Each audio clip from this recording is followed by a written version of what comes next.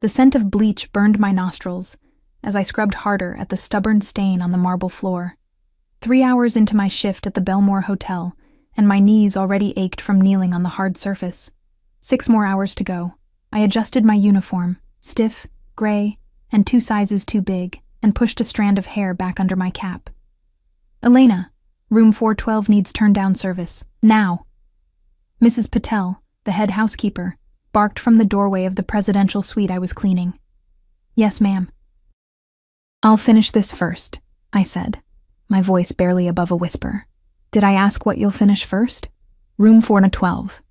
Now," I nodded, gathered my cleaning supplies with trembling hands, and hurried past her, keeping my eyes fixed on the plush carpet. 6 months at this job, and I still couldn't meet her gaze without feeling like I might crumble. The weight of my life pressed down on me as I pushed my cart toward the elevator. 25 years old with a nursing degree that meant nothing here, 8,000 miles from home. The promises of a better life in America had dissolved like sugar in rain. Now all that remained was survival.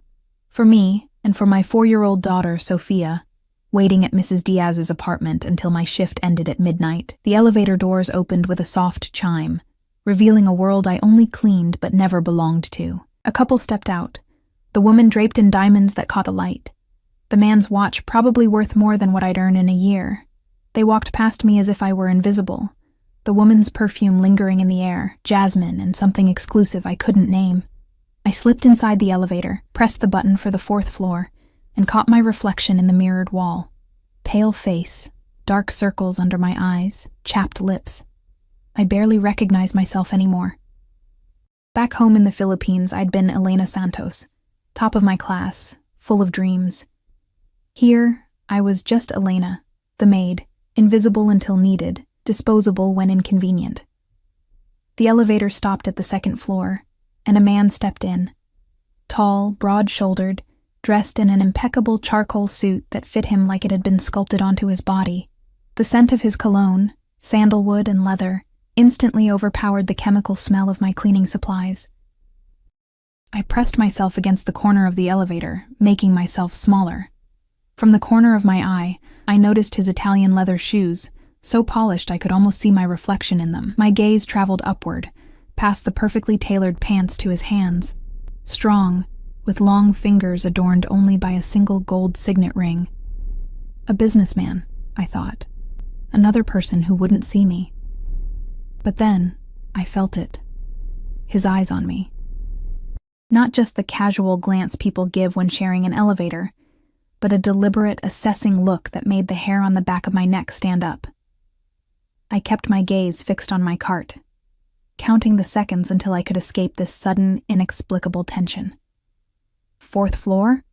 His voice was deep, with the barest hint of an accent I couldn't place. Italian, maybe. I nodded, still not looking up. "You missed a button," he said. Finally, I looked up, confused. His eyes met mine, dark as midnight, intense, and somehow both cold and burning at once. His face was all sharp angles and perfect symmetry, framed by black hair with subtle hints of silver at the temples. He was older than I'd initially thought, maybe late 30s, with lines at the corners of his eyes that suggested he rarely smiled. "Your uniform," he clarified, gesturing to my collar where, indeed, I'd missed a button in my haste to report to Mrs. Patel this morning. Heat rushed to my face as I fumbled to fix it, dropping my spray bottle in the process. It clattered to the floor between us. We both reached for it at the same time, his hand closing over mine as we touched the bottle. A jolt of something, fear, awareness, shot through me. His hand was warm, the skin unexpectedly soft except for calluses I wouldn't expect on a businessman. He straightened, handing me the bottle, his expression unreadable. "Careful," he said, though whether he meant with the bottle or something else entirely, I wasn't sure. The elevator doors opened at the 4th floor, and I mumbled a thank you as I pushed my cart out, feeling his eyes on my back until the doors closed behind me. Room 412 was at the end of the hallway. I knocked, called out housekeeping, and waited. No response. I used my key card, entering cautiously. "Hello?" "Housekeeping," I called again, stepping into the suite. The room was in disarray, clothes strewn about, empty bottles on the coffee table, the bed unmade. The guest must have gone out for the evening. I began working quickly, gathering trash, changing sheets, wiping surfaces. As I moved toward the bathroom, the door to the suite opened. My heart jumped to my throat. A man stumbled in, not the one from the elevator, but younger, with bloodshot eyes and an unsteady gait that suggested he'd had too much to drink. Well, he slurred, looking me up and down in a way that made my skin crawl. Didn't expect company. I'm just finishing the turn-down service, sir, I said, keeping my voice professional as I moved toward my cart, putting distance between us. No rush, he said, blocking my path to the door. What's your name, sweetheart? I need to move on to other rooms, sir, I replied, avoiding his question and the reek of alcohol on his breath. He moved closer. Come on, don't be like that. I'm just being friendly.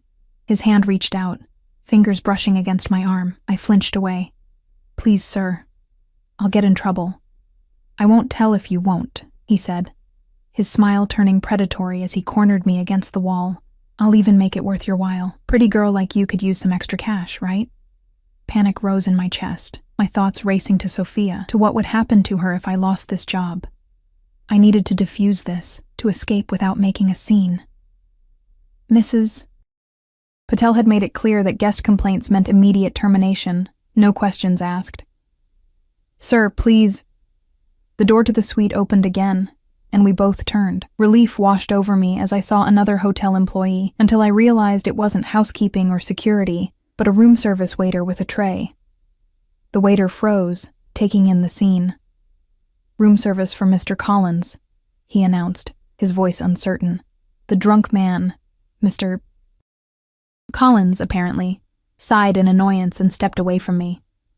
Put it over there, he instructed the waiter, gesturing to the desk by the window. I seized the opportunity, grabbing my cart and moving quickly toward the door. But as I passed Mr. Collins, his hand shot out, gripping my wrist painfully. We're not finished, he whispered, low enough that the waiter couldn't hear.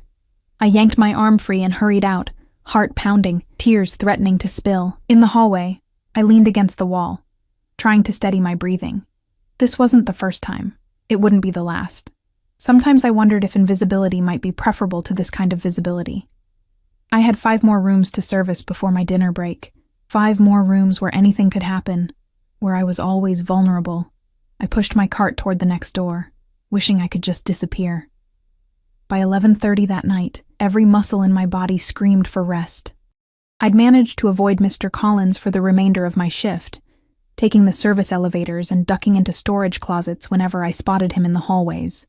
Mrs. Patel had assigned me to clean the restaurant after closing, a task that meant I might not make it to Mrs. Diaz's to pick up Sophia before midnight. I was on my hands and knees, wiping down the baseboards in the restaurant's private dining room when the door opened behind me. We're closed, I said automatically, not looking up. I know, the voice, deep, accented, sent a shiver down my spine. The man from the elevator. I stood quickly, wincing as my knees protested the sudden movement. He stood in the doorway, jacket removed, tie loosened, but somehow looking even more imposing than he had earlier. Behind him, I glimpsed 2 broad-shouldered men in dark suits waiting in the hallway. Bodyguards? Was he someone important? May I help you, sir? I asked, my voice steadier than I felt. He studied me for a long moment, his dark eyes unreadable. You're still here, he observed. Late shift? I nodded, confused by his interest. Until midnight, sir. He glanced at his watch. Platinum, I guessed, worth more than my yearly salary. It's nearly midnight now. Yes, sir. I'm just finishing up. I gestured to the baseboards, aware of how small and insignificant my work must seem to someone like him. What happened to your wrist? He asked suddenly, his gaze fixed on the bruise forming where Mr. Collins had grabbed me. I instinctively covered it with my other hand. Nothing, sir. Just bumped into something. His eyes narrowed slightly, but he didn't press. Instead, he reached into his pocket and withdrew a business card, placing it on the table between us. My name is Alessio Russo, he said. I'm staying in the penthouse suite for the next few weeks. If you ever need anything at all, you call that number. I stared at the card, baffled. It was simple, elegant, just his name and a phone number, no company or title. "Why would you?" I began, but stopped myself. Questioning guess wasn't my place. A ghost of a smile touched his lips. "Let's just say I notice things others don't, Elena." My heart stuttered. I hadn't told him my name. He must have read it off my name tag. Yet something in the way he said it made it sound like he'd known it all along. "I should finish my work, Mr. Russo," I said, unable to hold his intense gaze any longer.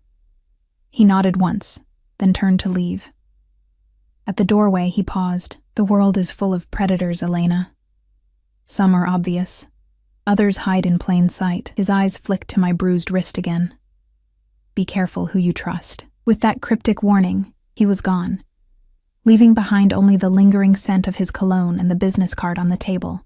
I picked it up with trembling fingers, turning it over. On the back, handwritten in elegant script, were the words, "If anyone ever troubles you again, tell me." I slipped the card into my pocket, unsure whether I felt protected or threatened. Something told me Alessio Russo was a dangerous man to know, but perhaps an even more dangerous man to cross. By the time I finished my shift and clocked out, it was 12:20. I hurried through the employee exit, anxious about picking up Sophia so late. Mrs. Diaz was understanding but had her own early morning to contend with. The night air was cool against my skin as I walked briskly toward the bus stop, my uniform hidden beneath my worn jacket. The streets were quiet in this part of the city, too upscale for much nightlife, too residential for much crime. Still, I clutched my pepper spray in my pocket, eyes darting to shadows and alleyways as I walked. I was halfway to the bus stop when I heard footsteps behind me, heavy, deliberate, too close. Before I could turn, a voice slurred in my ear. "Found you. Mr. Collins." My blood turned to ice as his hand clamped onto my shoulder, spinning me around. "Thought you could avoid me all night?" His breath reeked of whiskey, his eyes unfocused but determined. "That wasn't very nice of you." "Please," I said, stepping backward, calculating the distance to the main street where there might be witnesses. "I need to go. My daughter is waiting." His eyebrows shot up. "A kid, huh? Single mom?" He grinned, the expression vulgar on his flushed face. "I like single moms. They know how to be grateful." I pulled the pepper spray from my pocket, but he was faster than I expected. His hand closed around my wrist, the same one he'd bruised earlier, and squeezed until I gasped in pain, dropping the canister. "Now that wasn't nice either," he said, his voice hardening as he backed me against the brick wall of a closed boutique. I opened my mouth to scream, but his other hand clamped over my lips, smothering the sound. Panic exploded in my chest. Sophia. Who would take care of Sophia if something happened to me? As I struggled, a black SUV with tinted windows turned the corner, its headlights illuminating us against the wall. Mr. Collins didn't seem to notice, too focused on his disgusting intentions. The SUV slowed, then stopped. The rear door opened, and a familiar figure stepped out, Alessio Russo, his expression coldly furious as he took in the scene before him. "I believe the lady told you no," he said, his voice quiet, but carrying an edge that cut through the night air. Mr. Collins turned, his hand still gripping my wrist. "Mind your own business, pal," he spat. Two men emerged from the SUV, the same bodyguards I'd seen earlier. They flanked Alessio, their posture suggesting they were ready for violence. Alessio ignored them, his focus entirely on Mr. Collins. "Let her go." Each word was precise, measured, deadly. Something in his tone, or perhaps the presence of the bodyguards, penetrated Mr. Collins's alcohol-addled brain. He released me, raising his hands in a placating gesture. "Hey, no problem, just a misunderstanding," he said, backing away. "Is that right?" Alessio's gaze shifted to me. "Was this a misunderstanding, Elena?" I rubbed my wrist, too shaken to speak. My silence was answer enough. Alessio nodded to his men. One of them moved forward, grabbing Mr. Collins by the collar and pushing him against the wall where I'd been trapped moments before. "Remember my face," Alessio said, stepping closer to Mr. Collins. "Remember this moment, because if I ever hear you've so much as looked at another woman without her consent, what happens next will make your worst nightmares seem like a mercy." Mr. Collins paled, the blood draining from his face as he seemed to finally understand the kind of man he was dealing with. Who are you?" he stammered. Alessio smiled, the expression never reaching his eyes. "Someone who protects what's his." His gaze flicked to me briefly, possessively, before returning to Mr. Collins. "Now get out of my sight." The bodyguard released him, and Mr. Collins stumbled away, nearly running in his haste to escape. I stood frozen, uncertain whether to be grateful for the rescue or terrified by the casual display of power and the proprietary way Alessio had referred to me. What did he mean? What's his? I wasn't his. I wasn't anyone's. "You're shaking," Alessio observed, stepping closer but maintaining enough distance not to crowd me. "Are you hurt?" I shook my head, finding my voice at last. "No. Thank you for stopping him." I glanced nervously at the bodyguards, who had retreated to a respectful distance but were clearly still watching. "How did you find me?" "I noticed him following you out of the hotel," Alessio said simply.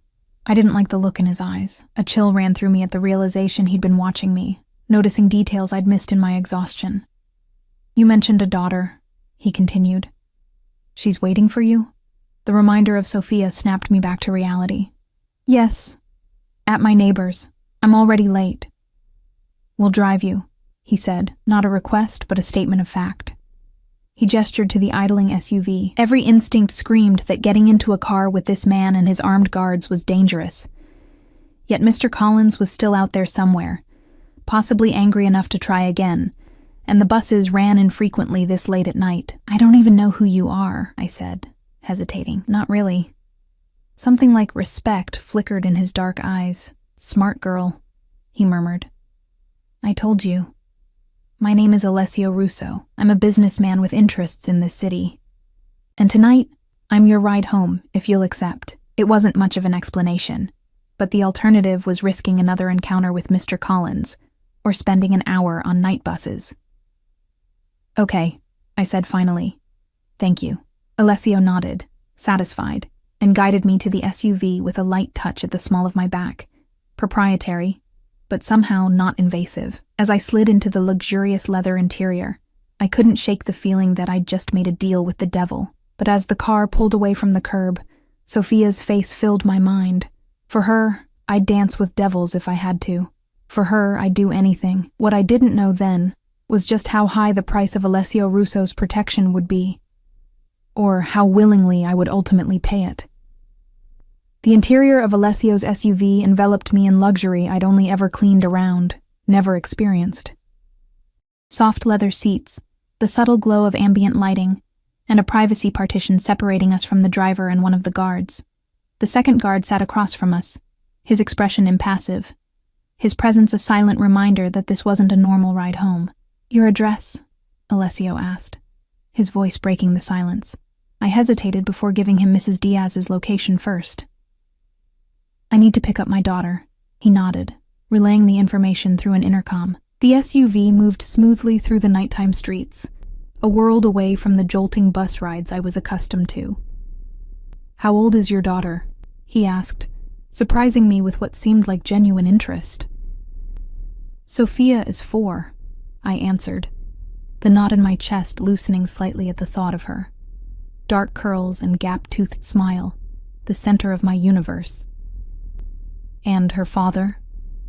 The question was direct, intrusive even, but something in his tone made it impossible to evade. "Not in the picture," I said simply, unwilling to share the full, painful story with a stranger, no matter how expensive his suit or how timely his rescue. Alessio studied me, those midnight eyes seeming to peel away my defenses layer by layer. "You're not American," he stated, rather than asked. "Filipino. I came here 2 years ago. For work?" I nodded, looking out the window at the passing city lights. "For opportunity." "And did you find it?" There was something knowing in his question, almost mocking, as if he already understood the bitter answer. I met his gaze directly for the first time. I found survival. Something shifted in his expression. Respect, perhaps, or recognition. He reached inside his jacket and produced a thick envelope, offering it to me. "What's this?" I asked, not reaching for it. "Consider it compensation for your trouble tonight." My spine stiffened. "I don't need charity, Mr. Russo." A ghost of a smile touched his lips. "Not charity, Elena. I value dignity too much to offer charity.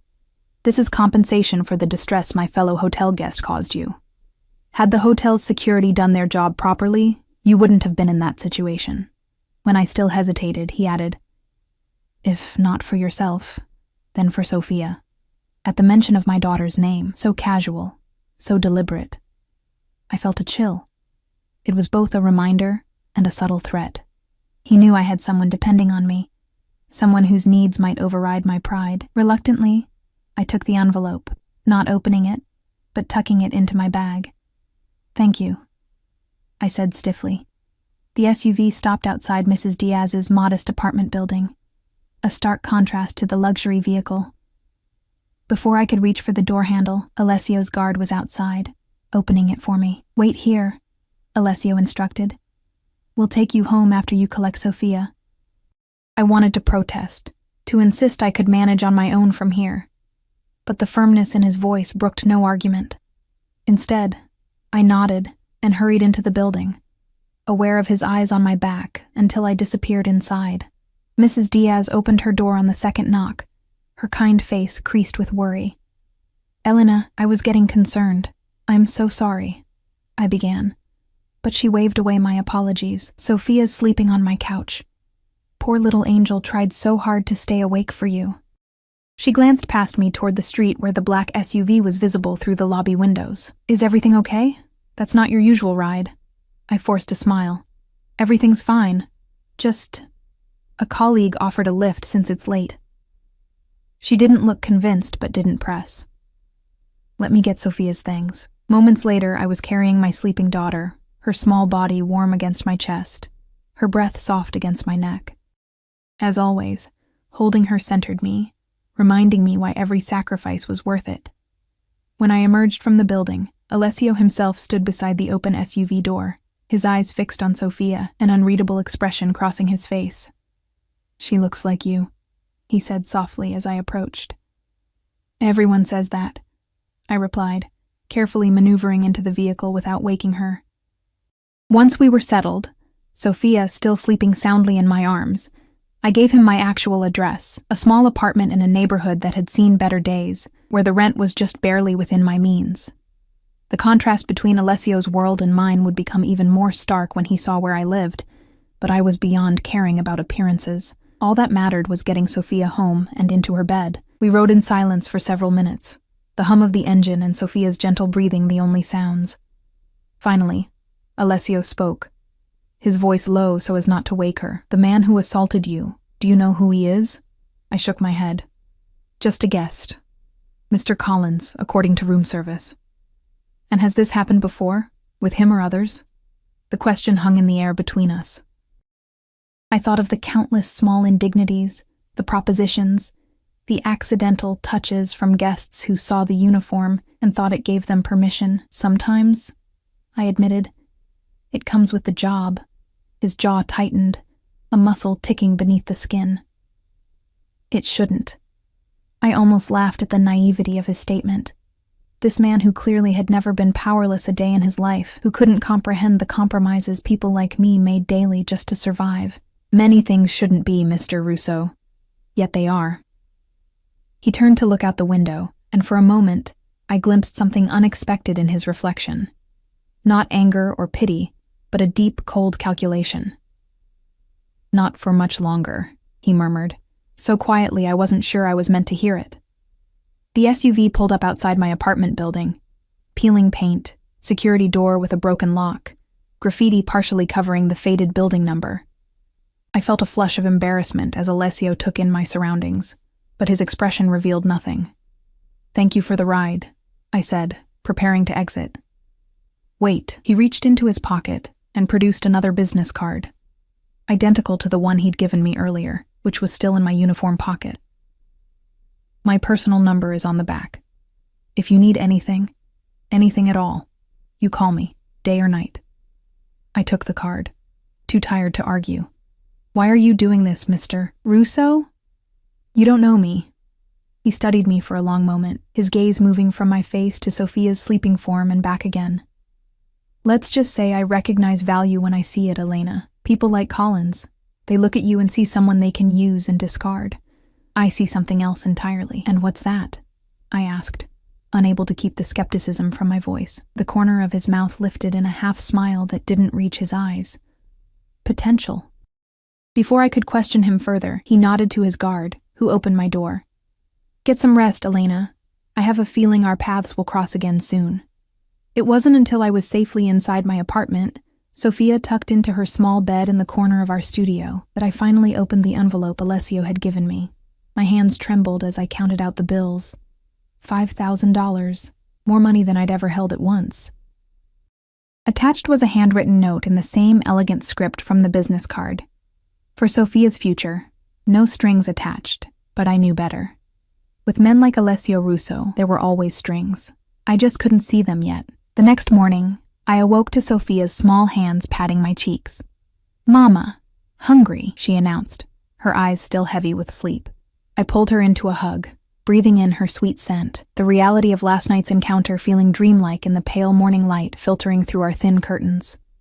Let's make breakfast, sunshine, I said, pushing away thoughts of Alessio Russo and his mysterious interest in us. After settling Sophia with cereal and sliced bananas, I checked my phone. One missed call from Mrs. Patel at the hotel. My stomach dropped as I listened to her terse voicemail. Elena, don't come in today. Management needs to see you at 2 p.m. Don't be late. My hands went cold. Being called to management could only mean one thing: termination. Had Mr. Collins complained about me before Alessio intercepted him? Would they even let me explain? As if summoned by my anxiety, my phone buzzed with a text from an unknown number. The meeting at 2 is nothing to worry about. A.R. Alessio. How did he know about the meeting? More importantly, how had he gotten my personal number? The sense of violation was immediately overshadowed by a more pressing concern. What did he mean? There was nothing to worry about. What had he done? I tried to put it from my mind as I spent the morning with Sophia, treasuring these rare hours together, before I had to drop her at the subsidized daycare I could barely afford. At precisely 2 p.m., and I sat outside the hotel manager's office, hands clasped tightly in my lap to keep them from shaking. My uniform felt suddenly too tight, the collar choking me as I waited to hear my fate. Ms. Santos? The manager's assistant beckoned me inside. I expected to see Mrs. Patel and perhaps the HR director. Instead, I found myself facing Mr. Belmore himself, the hotel's owner, a man whose photograph hung in the staff room but who rarely visited in person. Please sit down, he said, indicating the chair across from his desk. I perched on the edge of the seat, heart thundering in my ears. Sir, if this is about what happened with the guest in room 412, he held up his hand, stopping me. This is about your future with the Belmore Hotel, Ms. Santos. Or rather, your lack of one. My stomach plummeted. You see, he continued, shuffling papers on his desk. It appears the hotel has been acquired by a new owner. All staff contracts are being reviewed. I blinked, struggling to process this unexpected turn. I don't understand. Am I being terminated? No, Ms. Santos.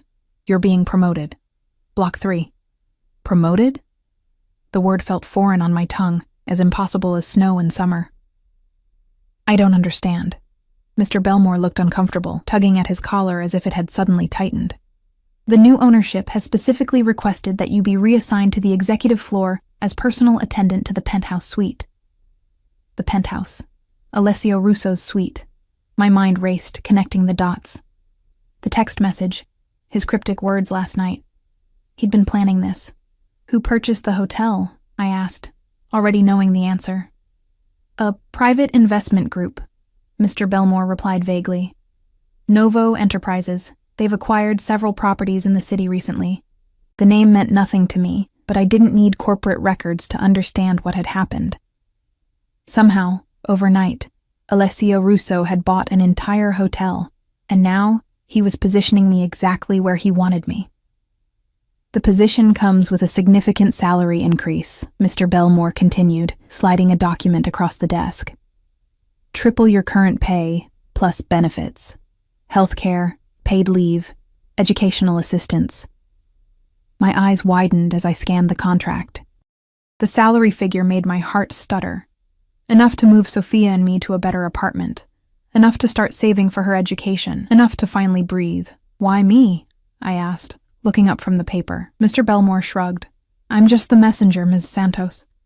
The new ownership was quite insistent. You begin tomorrow. Report directly to the penthouse at 9 a.m. As I left the office, contract clutched in my hand, I felt lightheaded. The fluorescent lights of the hallway seemed too bright, the air too thin. This wasn't luck or coincidence. This was calculation. But to what end? Outside, I checked my phone, finding another text from the unknown number. Congratulations on your promotion. A car will pick you up tomorrow at 8:30 AR.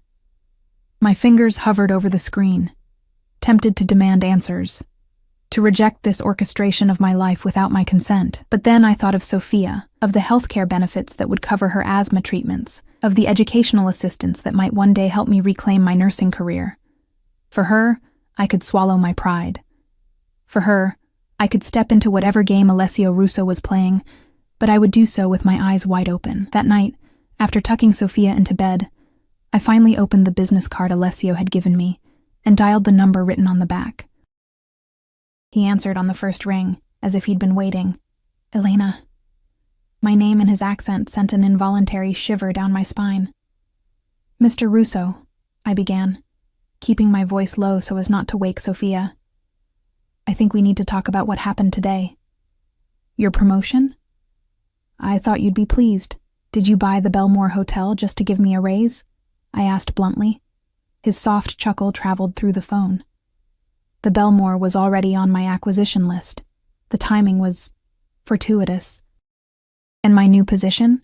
Assigned to your suite specifically? I value loyalty and competence, Elena.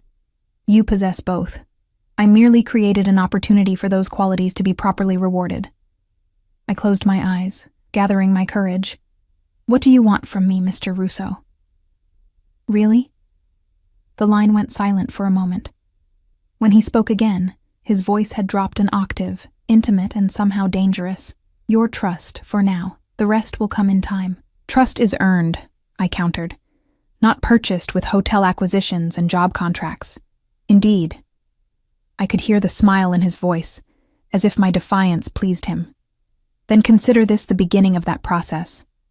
I'll see you tomorrow, Elena. The call ended before I could respond, leaving me staring at my phone in frustration. He'd revealed nothing while managing to make me feel even more entangled in whatever web he was weaving. The following morning, a sleek black car, not the SUV from before but equally luxurious, was waiting outside my building at exactly 8:30. The driver, different from Alessio's guards but carrying the same air of vigilant professionalism, opened the door for me without a word. I'd spent extra time on my appearance that morning, applying light makeup and pulling my hair into a neat bun. My uniform, the new one delivered to my door at 7 a.m. in a garment bag, was tailored perfectly to my measurements. The dark blue material was softer, more expensive than the standard hotel uniforms, with subtle gold piping at the collar and cuffs. How had he known my size? I didn't want to contemplate the answer. The penthouse occupied the entire top floor of the Belmore, accessible only by private elevator with keycard access. The doors opened directly into a foyer of marble and crystal, the morning sun streaming through floor-to-ceiling windows that offered a panoramic view of the city. Good morning, Elena. Alessio stood by the windows, his back to me, dressed in a crisp white shirt and tailored trousers. No jacket or tie yet, an intimacy of dress that felt calculated to put me at ease while reminding me I was entering his private space. Mr. Russo, I replied, hands clasped before me, shoulders straight. Professional, detached, as if this were any other assignment. He turned, and I was struck again by the intensity of his gaze, the way his dark eyes seemed to strip away pretense, to see beneath surfaces to the truth beneath. How is Sophia today? He asked, catching me off guard with the personal question. She's well, thank you, at daycare. He nodded. moving toward a dining table where breakfast was laid out. Pastries, fruit, coffee. Will you join me? We should discuss your duties.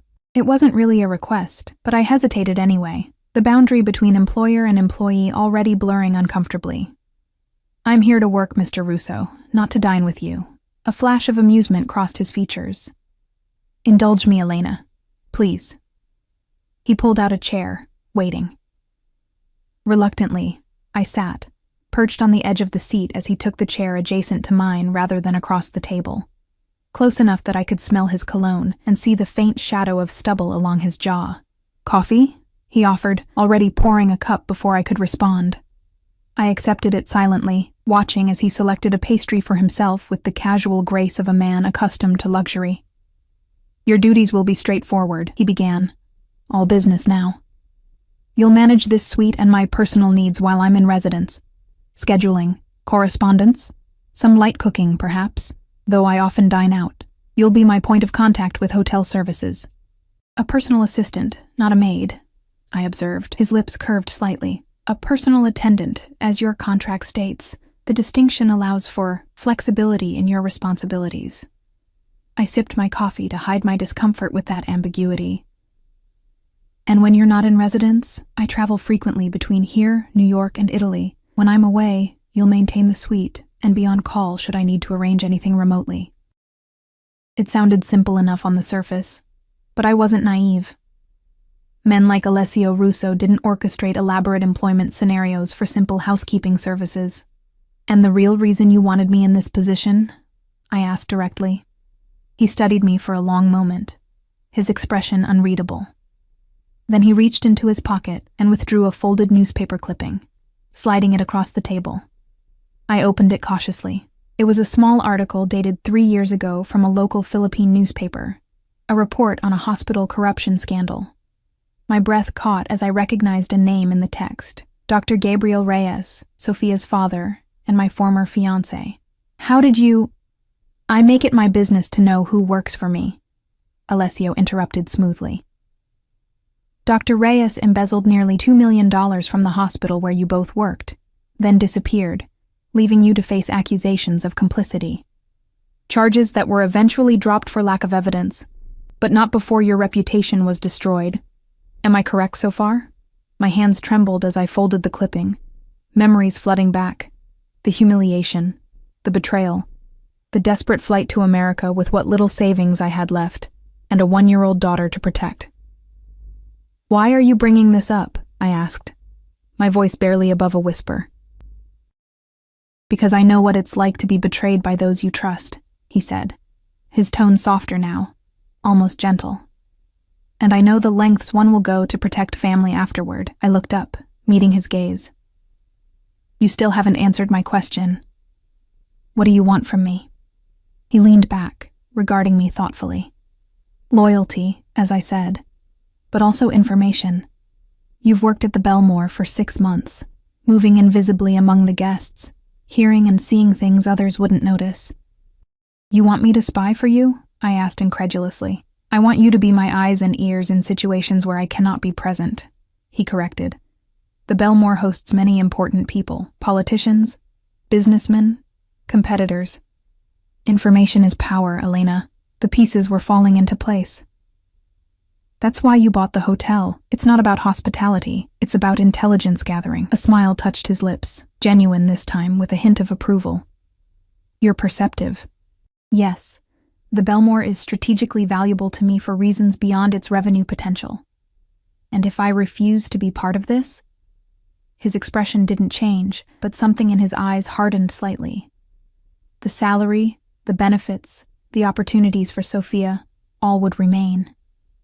I don't coerce Elena, I incentivize, but we both knew the truth beneath his words. The generosity could vanish as quickly as it had appeared. The safety net he'd woven beneath Sophia and me could be withdrawn with a single phone call. I won't do anything illegal, I said finally. A weak line in the sand, but the only one I felt able to draw. I wouldn't ask you to. He reached across the table, his fingers brushing mine briefly before withdrawing.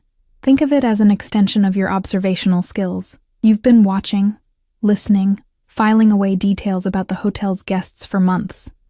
Now you'll simply share those observations with me. Put that way, it seemed almost innocuous, a natural extension of work I was already doing. But I wasn't fooled. Whatever game Alessio Russo was playing, it was dangerous. And he was drawing me into it one subtle step at a time. "Start with Mr. Collins," he said, his tone hardening at the name.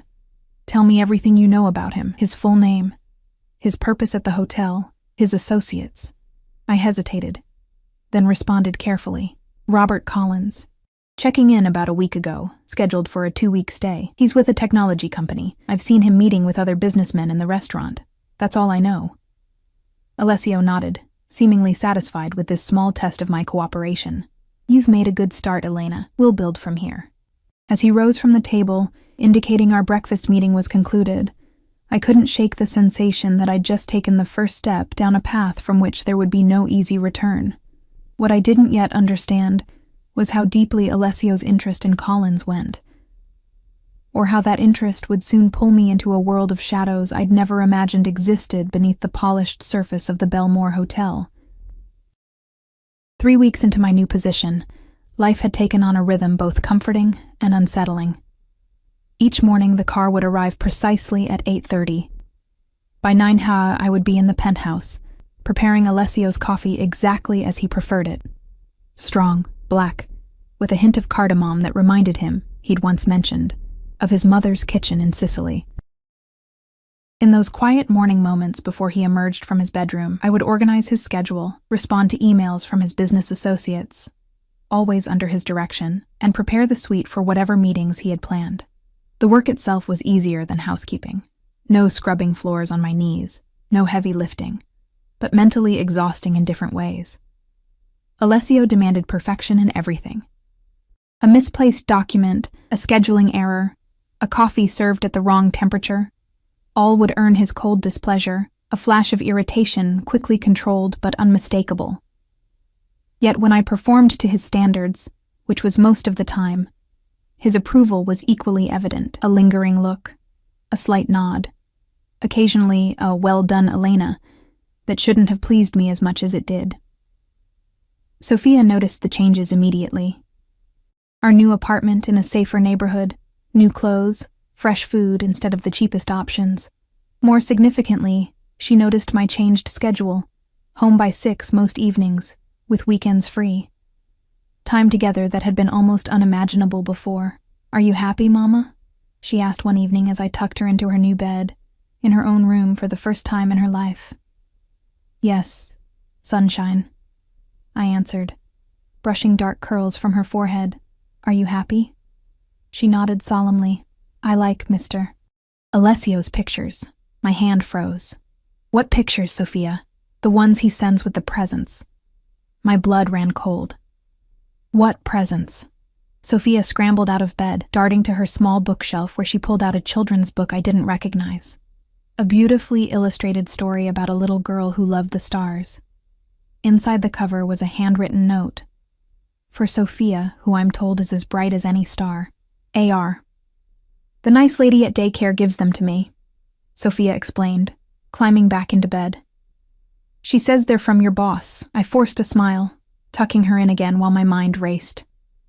"That was kind of him. Good night, sunshine." After she fell asleep, I examined the book more carefully. It was expensive, a first edition. Inside were 2 more I hadn't seen before, equally valuable, each with a personal inscription from Alessio. Gifts for my daughter. Without my knowledge or permission, my hands shook as I dialed his number. "Is everything all right?" He answered immediately, concern evident in his voice. "You've been sending gifts to my daughter," I said without preamble, keeping my voice low but unable to disguise my anger. A pause. "I assumed the daycare would inform you." "They didn't. And even if they had, you should have asked me first." "You're right," he conceded, surprising me. I apologize for overstepping. His easy admission deflated some of my anger, leaving confusion in its wake. "Why are you doing this, Alessio?" I'd begun using his first name in private conversations, another small intimacy I'd allowed without fully acknowledging it. "Your daughter deserves beautiful things, Elena. Books that will feed her mind, toys that will spark her imagination. That's not your decision to make. No, he agreed. But it is within my power to provide. There's a difference. I sank onto the edge of my bed, suddenly exhausted. I don't understand what you want from us. His voice softened, taking on that dangerous intimacy that always made my pulse quicken. I want to take care of you both. Is that so difficult to comprehend? Yes, I whispered. Because people don't just do that. Not without expecting something in return. Perhaps I'm not most people, but he was. In the weeks I'd worked for him, I'd observed enough to know Alessio Russo was a man who calculated every move, who viewed the world as a complex chessboard where each piece, each person, had a specific value and function. Nothing was ever given freely. No more gifts without my permission, I said firmly. As you wish. He paused, then added, I'll see you tomorrow, Elena. Sleep well. I ended the call, still unsettled by his interest in Sofia. Whatever game Alessio was playing, I couldn't allow my daughter to become a pawn in it. The next morning, I arrived at the penthouse to find Alessio already awake and dressed, speaking rapidly in Italian on his phone. He acknowledged me with a nod, but continued his conversation, pacing by the windows. From his tense posture and clipped tone, I could tell something was wrong. In recent weeks, I'd become adept at reading his moods, a necessary skill for anticipating his needs and avoiding his rare but intimidating displays of temper. I prepared his coffee and set out the brioche I'd picked up from the bakery he favored, then discreetly began organizing the day's schedule on my tablet. He ended his call with a harsh capisco occupatine and set his phone down with controlled precision that spoke of barely contained fury. Is everything all right? I echoed his words from the previous night. He glanced at me, his expression smoothing into neutral territory. A minor business complication. Nothing for you to worry about. But there was something in his eyes. A coldness that made me shiver despite the penthouse's perfect temperature. Your coffee, I said, sliding the cup toward him. He took it, our fingers brushing in the exchange, a small contact that shouldn't have sent electricity up my arm, but did. These moments of accidental touch had been increasing lately, each one leaving me more confused about the boundaries between us. We have a dinner tonight, he said, after taking a sip. The mayor and several city council members. I'll need you to stay late to assist. I nodded, already mentally rearranging my schedule, calculating when I'd need to call Mrs. Diaz to watch Sofia. Of course. How many guests?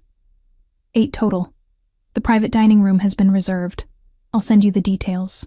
As I noted this in my calendar, I felt his eyes on me, studying me with that penetrating gaze that always made me feel exposed, as if he could see through my carefully constructed professional facade to the uncertainty beneath. That dress I had delivered last month.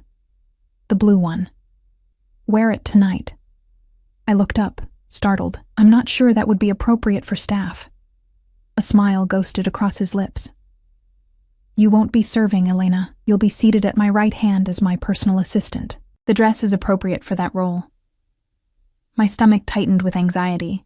This was new territory, being presented not as service staff, but as someone with proximity to his power, someone important to Alessio Russo. I don't understand. Why do you want me at the table? He set down his coffee, approaching where I stood by the dining table. Too close, as always, invading my personal space with that casual dominance that seemed as natural to him as breathing, because you see things others miss. You hear what isn't said. His voice dropped lower. And because having you beside me will remind our guests that I value loyalty above all else. There it was again. That word. Loyalty. As if he'd already claimed mine. As if the transaction had been completed without my awareness. Is Robert Collins attending? I asked, remembering his specific interest in the man who had assaulted me. Something dangerous flashed in Alessio's eyes. No. Mr. Collins is no longer a guest at this hotel. Or any hotel in this city. The implication hung in the air between us. I hadn't seen Collins since that night. Hadn't heard his name mentioned by any of the staff. It was as if he'd simply vanished, checked out without a trace. What did you do? I whispered, both afraid of and needing the answer. Alessio's expression remained impassive. I protected what's mine. There it was again. that proprietary claim that should have offended me, but instead sent a confusing mix of fear and something darker, more primal, coursing through me. "I'm not yours," I said, the words coming out less forcefully than I'd intended. He reached out, his fingers lightly tracing the line of my jaw in a touch so unexpected I froze rather than pulled away. "Aren't you, Elena? You live in an apartment I provide, earn a salary I pay, drive in cars I send, wear clothes I select."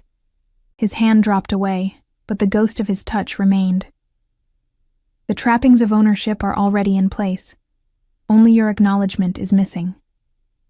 I stepped back, needing distance from his overwhelming presence. "I can leave any time. Find another job, another apartment." "Of course you can," he agreed, but the confidence in his tone suggested he believed otherwise. "You're not a prisoner, Elena. You're an investment." The word stung, reducing what I'd begun to think of as a complex relationship to a cold financial calculation. "Is that all I am to you? An asset?" Something softened in his expression. "No. Not anymore." Before I could process what he meant, his phone rang again. He checked the screen, then answered with a curt, "Russo," walking toward his office and closing the door, leaving me alone with my confusion and the lingering sensation of his touch on my skin. That evening, I stood before the mirror in my apartment, barely recognizing the woman reflected back. The blue dress Alessio had sent was elegant but understated. Midnight blue silk that draped perfectly across my body, revealing nothing inappropriate but suggesting everything. My hair, usually constrained in a practical bun, fell in soft waves around my shoulders. The minimal makeup I'd applied emphasized my eyes, making them appear larger, more luminous. I looked like a woman who belonged at Alessio Russo's side. The thought was both thrilling and terrifying. Sophia watched me from the doorway, eyes wide with wonder. "You look like a princess, Mama," I smiled, kneeling to her level. "Thank you, sunshine. You be good for Mrs. Diaz tonight, okay? Mama has to work late." She nodded solemnly. "With Mr. Alessio?" "Yes, with Mr. Alessio." I hesitated, then asked, "How do you feel about him, Sophia? About the books he sends?" She considered this with the serious contemplation only a 4-year-old can muster. "He gives nice things, but sometimes his pictures look sad." "His pictures?" I asked, confused. "In the books. His writing looks sad." She shrugged, the observation already fading from her mind as she spotted her favorite stuffed animal on my bed. Out of the mouths of babes, I thought. Even Sophia could sense there was something wounded beneath Alessio's powerful exterior, something that all his money and influence couldn't heal. The car arrived precisely on time, as always. The driver, Marco, one of Alessio's personal security team whom I'd come to know over the weeks, gave an appreciative nod as he opened the door for me. "You look beautiful, Ms. Santos," he said, the rare compliment from the usually taciturn man catching me off guard. "Thank you, Marco." As we drove toward the hotel, I tried to calm my nerves. This dinner was clearly important to Alessio, and he wanted me there for a reason, not just as window dressing, but as an active participant in whatever game he was playing with the city's power brokers. The private dining room was transformed when I arrived. Soft lighting, extravagant floral arrangements, crystal and silver gleaming on the perfectly set table. Alessio stood talking with 2 men in expensive suits, a glass of amber liquid in his hand. When he spotted me, he excused himself and crossed the room with purposeful strides. "Elena." The way he said my name, like a caress and a claim all at once, made my heart skip. His eyes traveled over me, appreciation evident in his gaze. "Perfect." "I'm nervous," I admitted, keeping my voice low. "I don't know how to act in this setting." His hand settled at the small of my back, warm through the silk of my dress. "Be yourself. Observe. Listen. Say little unless directly addressed." His lips curved slightly. "And stay close to me." The guests began arriving shortly after. The mayor, 2 council members, the city's police commissioner, and 3 men Alessio introduced as business associates. I noted how each person's demeanor changed subtly when they entered Alessio's orbit. Backs straightening, smiles becoming more fixed, eyes more calculating. They feared him, I realized. Or at the very least, they were wary of his power. Throughout dinner, I did as Alessio instructed. observing, listening, saying little. I noticed the glances between the mayor and one of the business associates whenever development projects were mentioned. I caught the slight tremor in the police commissioner's hand when Alessio casually inquired about recent enforcement actions against organized crime. And I felt, with increasing certainty, that I was sitting among men who operated in a world of shadows, deals made off the record, favors exchanged, threats veiled in polite conversation. A world Alessio navigated with the ease of long familiarity. Halfway through the meal, the conversation turned to recent business acquisitions in the city. One of the council members mentioned the Belmore's change in ownership. "A surprising move, Russo," he commented, swirling his wine. "Hospitality isn't usually your area of interest." Alessio's hand moved to rest on the back of my chair, his fingers just brushing my exposed shoulder. "I go where I find value worth protecting," he replied, his eyes meeting mine briefly. The gesture and words were not lost on the other guests. Speculative glances passed between them, reassessments being made about my role and importance. It was then I realized with perfect clarity, Alessio wasn't just showing me off as an assistant. He was declaring me as something more significant, something worth his personal protection and public acknowledgement. The question remained. Why me?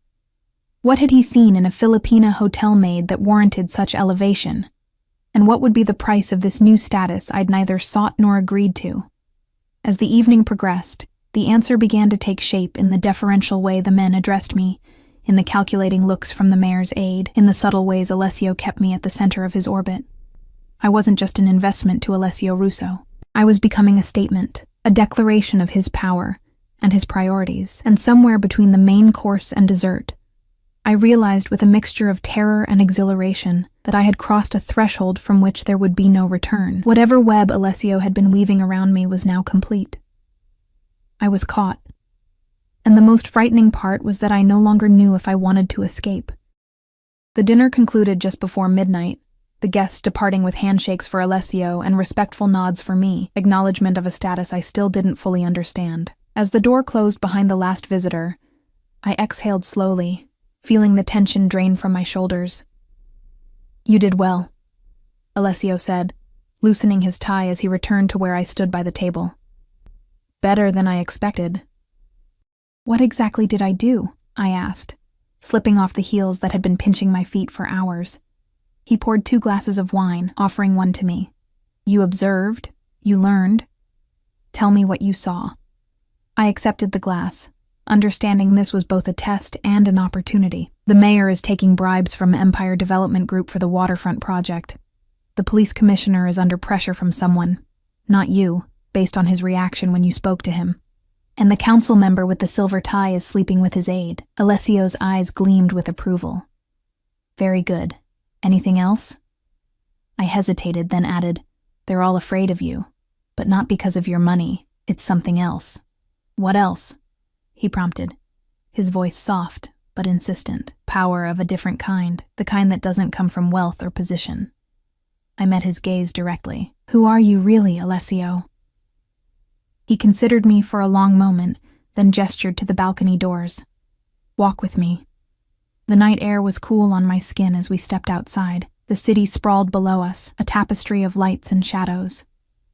Alessio stood close beside me at the railing, his presence both comforting and unsettling.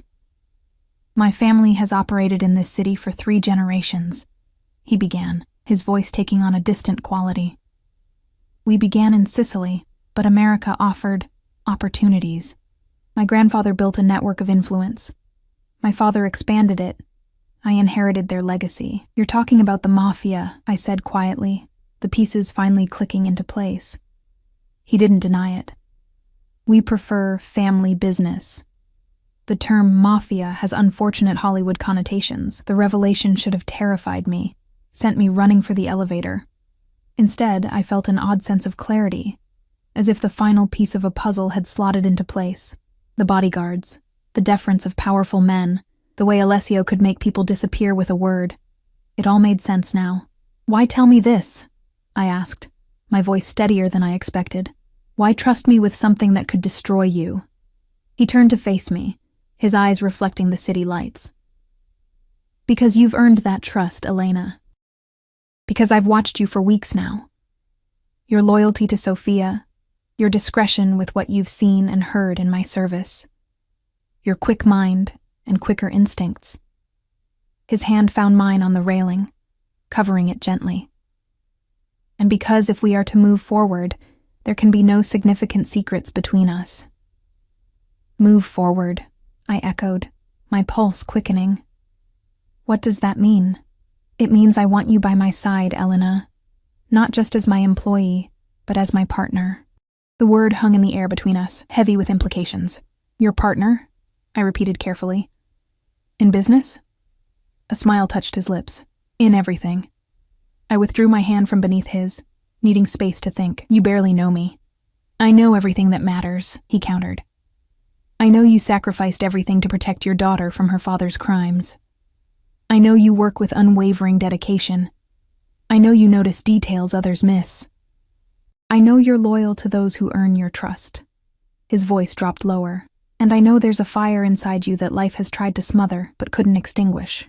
His words resonated in places I'd kept locked away, the ambitious young nurse I'd once been, the woman who had dreamed of more than survival.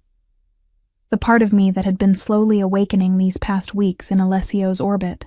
And what would this partnership entail? I asked, buying time as emotions warred within me. Attraction, fear, ambition, caution.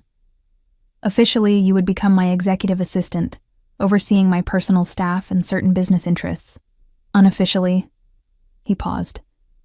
You would be my confidant, my counsel, my eyes and ears in places I cannot always be. And Sophia? His expression softened at my daughter's name.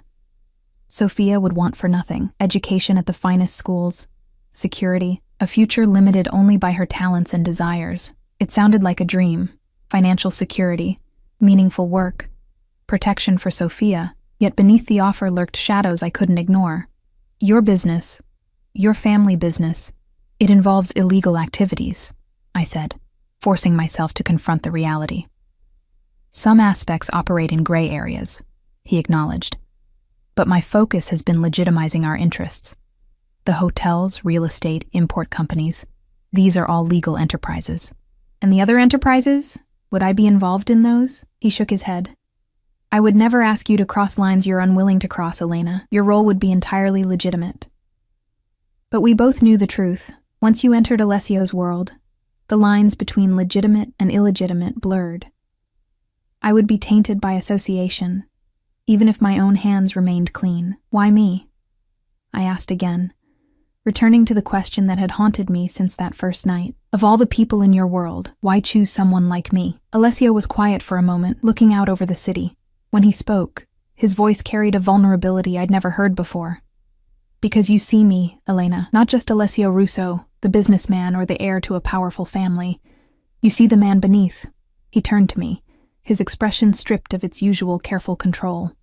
From that first moment in the elevator, when you looked at me, really looked at me, I knew you were different. I remembered that moment, his intense gaze, the unexpected connection. I had seen something in his eyes then.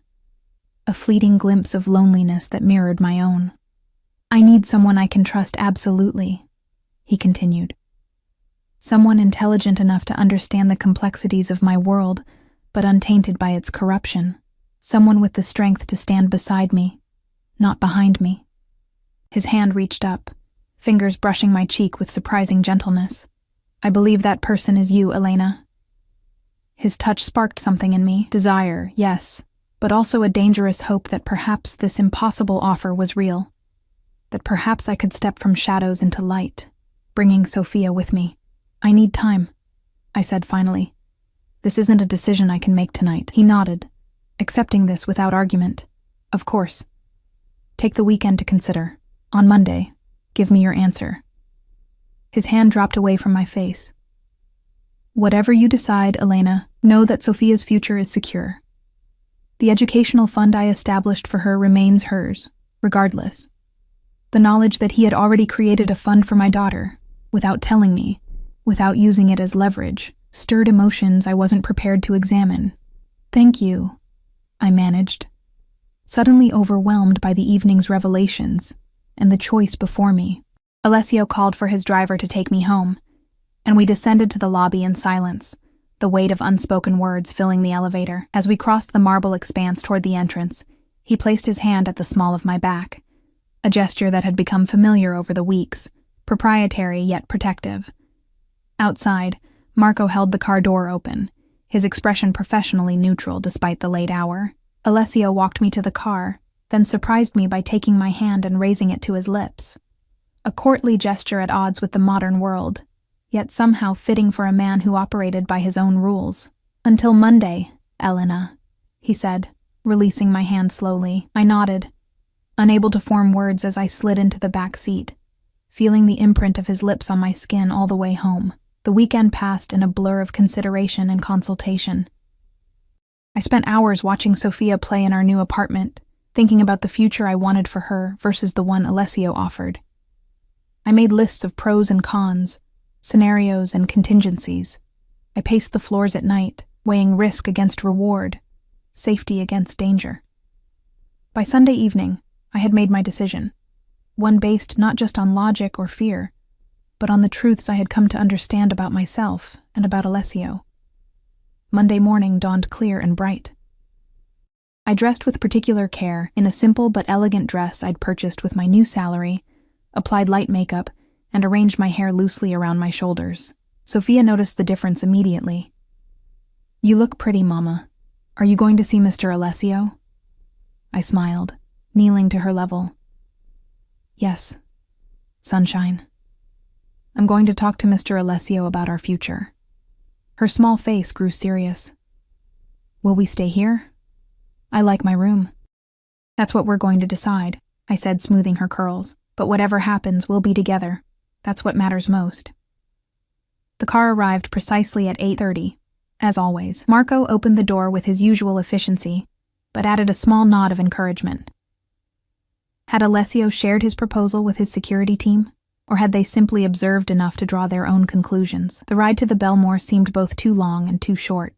I rehearsed my decision, the words I would use, the boundaries I would establish. By the time the elevator doors opened onto the penthouse, my resolve was firm. Alessio stood by the windows as he had that first day, but this time he turned immediately at my entrance. He was impeccably dressed as always, but I noticed the tension in his shoulders, the careful control of his expression. He was uncertain, I realized, perhaps even nervous. The thought that I, a former hotel maid, could make one of the most powerful men in the city nervous was oddly empowering. "Good morning, Elena," he said, his voice carefully neutral. I moved toward him, stopping at a distance that was neither professional nor intimate, a middle ground that reflected the threshold we stood upon. "I've considered your offer," I began. "And?" The single word carried a weight of expectation. I met his gaze directly. "I accept, but with conditions." Relief flashed briefly in his eyes before his composed mask returned. "Name them." "Sophia's safety and future are non-negotiable. She remains untouched by the darker aspects of your world." He nodded without hesitation. "Agreed." "I maintain my own residence, my own independence, at least for now." Another nod, though this one came with a slight tightening of his jaw. "For now. And I need your word that you will never lie to me, even when the truth is difficult or dangerous." "Complete honesty between us, always." At this, he stepped closer. Close enough that I could see the flecks of gold in his dark eyes. "That is a two-way street, Elena. Are you prepared for such transparency?" I thought of the secrets I still carried. About Gabriel. About the circumstances of my departure from the Philippines. About the feelings that had been growing for Alessio despite all my attempts to suppress them. "Yes," I said firmly. "No significant secrets between us." He reached for my hand, enfolding it in both of his, a gesture of agreement and possession all at once. "Then we have a deal, Elena Santos." The way he said my full name sent a shiver down my spine. "Welcome to the family." As he leaned in to seal our agreement with a kiss, gentle but promising more, I knew I was stepping into a new life, one filled with both promise and peril. I was no longer just Elena the maid, invisible and powerless. I was becoming something new, partner to one of the most dangerous men in the city, protector of my daughter's future, architect of my own destiny. Whatever came next, and I had no illusions that it would be easy or without risk, I would face it with open eyes and the strength I'd always possessed, but never fully embraced. Until Alessio Russo looked at me and saw not just what I was, but what I could become.